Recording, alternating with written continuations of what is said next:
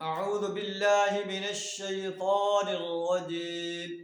بسم الله الرحمن الرحيم. ويوم يعرض الذين كفروا على النار أليس هذا بالحق؟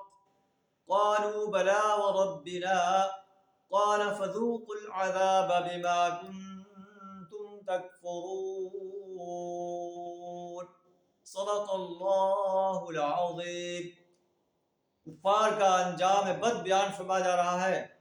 جو لوگ دنیا کے اندر اللہ کی پرستش سے، اللہ کی بندگی سے، اللہ کی اطاعت سے انکار کر دیتے ہیں، اللہ کی حاکمیت کو تسلیم کرنے سے انکار کر دیتے ہیں، اللہ کی حاکمیت کو قائم کرنے سے انکار کر دیتے ہیں، چاہے وہ بادشاہ ہیں، چاہے متکبر انسان ہیں، چاہے عام انسان ہیں، اور اللہ کو چھوڑ کر اور ان سے دعائیں مانگتے ہیں اور ان کو پکارتے ہیں. اللہ فرماتا ہے کہ جب ایسے کافر انسانوں کو آگ پر پیش کیا جائے گا اس وقت کا تصور کرو.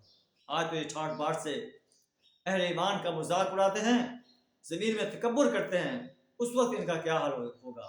اللہ فرمائے گا الیس ھذا بالحق، کیا یہ حق نہیں ہے؟ وہ کہیں گے بلا وربنا، ہمارے رب کی قسم، جی ہاں یہ حق ہے کہ اے اللہ جو تو نے ہمارے ساتھ وعدہ کیا تھا کہ اگر کفر کرو گے تو تمہیں جہنم کی آگ میں جلنا پڑے گا، وہ وعدہ سچا ثابت ہوا. اللہ فرمائے گا فذوقوا العذاب بما کنتم تکفرون، اب عذاب کو چکھتے رہو اس کفر کی پاداش میں جو تم دنیا کے اندر کرتے رہے.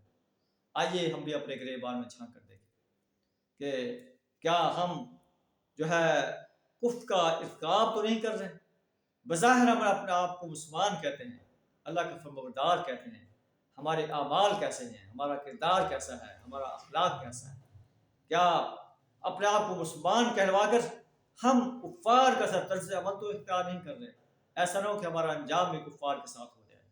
اللہ سے دعا ہے اللہ ہمیں سچا مسلم بننے کی توفیق عطا فرمائے، کفر، شرک اور نفاق سے اپنی پناہ عطا فرمائے.